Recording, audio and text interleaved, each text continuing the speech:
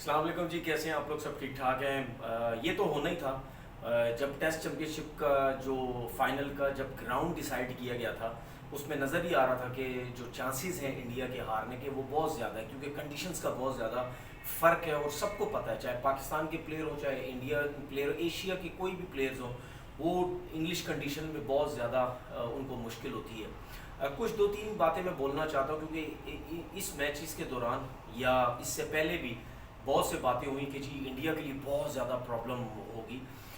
कुछ लोग कहते हैं कि जी आईपीएल की वजह से हुई, और अब मैं ये कहना चाहता हूँ कि जी अगर आईपीएल की वजह से हुई है, अगर आईपीएल की वजह से इंडिया के जो बॉलर्स हैं वो बॉलिंग अच्छी नहीं कर पाए, तो तो ऑस्ट्रेलिया के बॉलर्स भी जो हैं वो आईपीएल खेलते रहे, वो इतनी ज़बरदस्त बॉलिंग क्यों की। उसकी वजह ये है कि जब इंडियन बॉलर्स जो हैं, इससे पहले ऑस्ट्रेलियन कौन से इतनी बड़ी कोई ज़बरदस्त किस्म की वो टेस्ट क्रिकेट खेलते रहे जिसकी वजह से उनकी लाइन लेंथ बड़ी अच्छी थी। देखिए बात ये है कि इंडिया के जो बॉलर्स हैं उनके लिए जो कंडीशंस हैं वो इंडियन पिचेस जो है वो बड़ी मुश्किल होती हैं, क्योंकि जब आप वहाँ नया बॉल करते हैं, आप आगे बॉल पिच करते हैं, आगे से स्विंग करने की कोशिश करते हैं, क्योंकि जब आप थोड़ी सी लेंथ पीछे रखते हैं वहाँ पे जो बॉल पिच पे लग के बहुत ज़्यादा स्लो आता है, उसकी वजह से आप जो लेंथ है वो आगे करने की कोशिश करते हैं कि आगे से स्विंग होगा, ड्राइव मारेगा, आउट होगा। या जब बॉल पुराना होता है तो उसमें आप पीछे बॉल नहीं कर सकते, क्योंकि पीछे करेंगे वही हालात होंगे, बॉल रुक के आएगा, बैट्समैन बहुत आराम से रिवर्स स्विंग को मैनेज करता है। उसमें जो फास्ट बॉलर है उसकी जो लेंथ है वो आगे की तरफ होती है, जिसकी वजह से उसको विकेट्स मिलती हैं।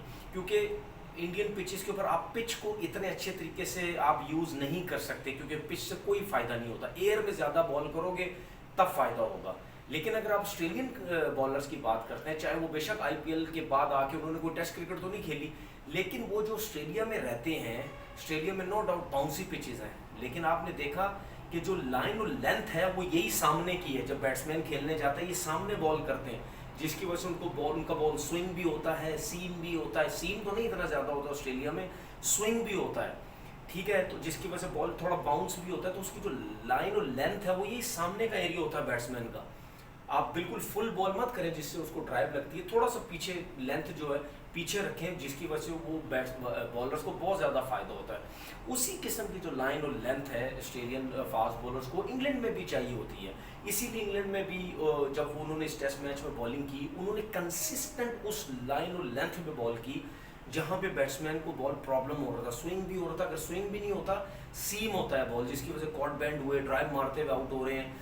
तो ये जो चीज़ है ये इंडियन बॉलर्स ने मिस की, क्योंकि एशियन बॉलर जितने भी हैं, जब आप डिफरेंट कंडीशन इंग्लिश कंडीशंस में जाते हैं खेलने, वहाँ पे आपको प्रैक्टिस मैचेस की बहुत ज़रूरत है, क्योंकि पिचेस की कंडीशंस का पिचेस का बहुत फ़र्क है। आप प्रैक्टिस मैच खेलते हैं, आप उस लेंथ को, लाइन को हिट करते हैं प्रैक्टिस मैचेस के अंदर, तब आपकी वो जो चीज़ है वापस आती है। ये चीज़ इंडियन बॉलर्स के पास नहीं थी, क्योंकि उनके पास टाइम ही नहीं था, ना वो टेस्ट क्रिकेट खेले, ना वो उस चीज़ की प्रैक्टिस कर सकते थे। ऑस्ट्रेलियंस के पास ये एक्सपीरियंस था।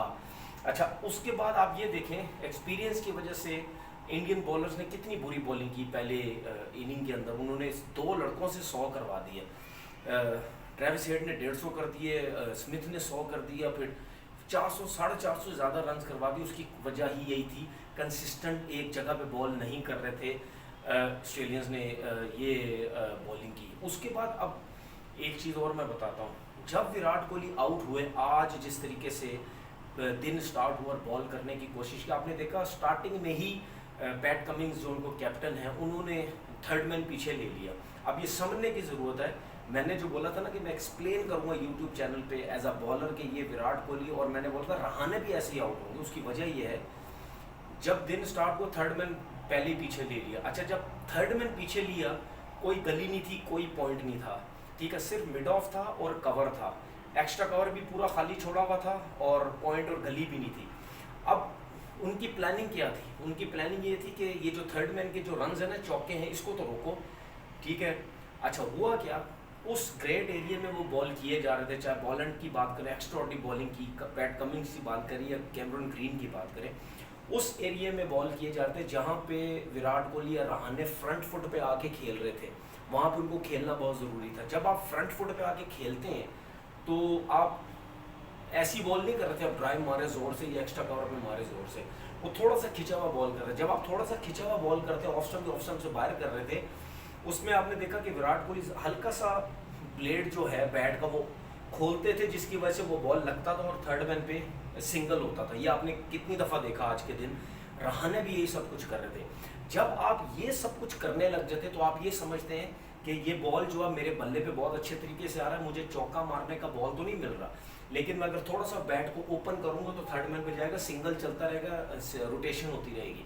अच्छा, ये जब आप खेलते हैं उसके बाद आपकी एक थोड़ी सी हैबिट सी बन जाती है। उसके बाद जब आपको मुंह का बॉल दिया जाता है, उसमें फिर एक्स्ट्रा कवर आप जब देखते हैं, एक्स्ट्रा कवर खाली है बिल्कुल, कवर और मिड ऑफ के बीच में, उसमें आप ड्राइव पे जाते ही जाते हैं। समझ आई? जब आप ड्राइव पे जाएंगे, एक मारेंगे, दो मारेंगे, तो बॉलर तो वैसे ही खुश होता है कि ये ड्राइव पे जा रहा है।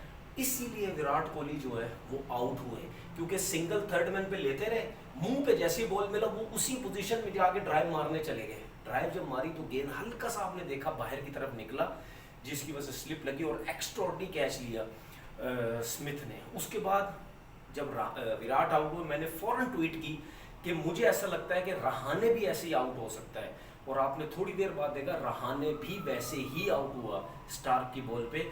उसके लिए भी सेम फील्ड थी, सब छोड़ा हुआ था, एक्स्ट्रा कवर खाली था, थर्ड मैन पे फील्डर, गली पॉइंट कुछ भी नहीं था, स्लिप रखी हुई थी सिर्फ, ठीक है, एक आध गली उस पर रखी मुझे याद नहीं, लेकिन खाली एरिया था बिल्कुल, ठीक है। उस पे भी स्टार्क ने उनको मुंह पे बॉल दिया और वो ड्राइव मारने के, जिसकी वजह से वो फिर कॉर्ड बैंड हुए।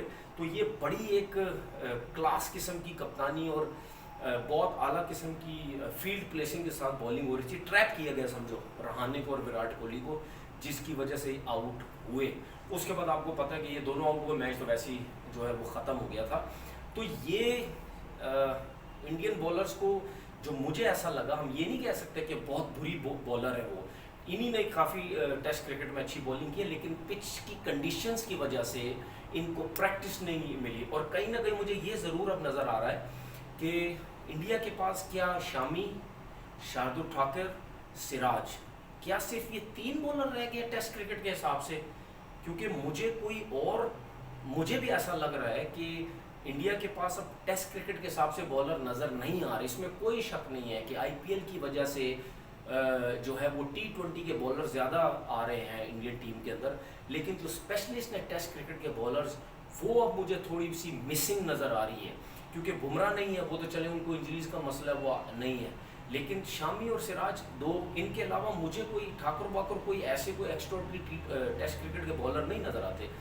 इंडिया को भी चाहिए कि अब टेस्ट क्रिकेट के हिसाब से बॉलर जो हैं वो लेके आएँ, 4 डे क्रिकेट जो फर्स्ट क्लास क्रिकेट इंडिया में होती है वहाँ से उठाएं कि हमें टेस्ट क्रिकेट के लिए स्पेशलिस्ट बॉलर चाहिए, जो कि बहुत ज़्यादा ज़रूरी है। ये जो 2-3 चीज़ें मैंने बताई हैं, इसकी वजह से जो इंडिया की टीम है, इसकी वजह से इंडिया की जो टीम है ये टेस्ट मैच जो है वो हारी है। वर्ल्ड टेस्ट चैम्पियनशिप के चैम्पियन हो गए हैं ऑस्ट्रेलिया की टीम, और जो कि ज़्यादा चांसेस भी था। मैन ऑफ द मैच आपको पता है ट्रेविस हेड हुए हैं। मुबारक हो बहुत बहुत ऑस्ट्रेलिया की टीम को कि वो ये फाइनल जीती। अपना बहुत बहुत ख्याल रखिएगा। अल्लाह हाफिज़।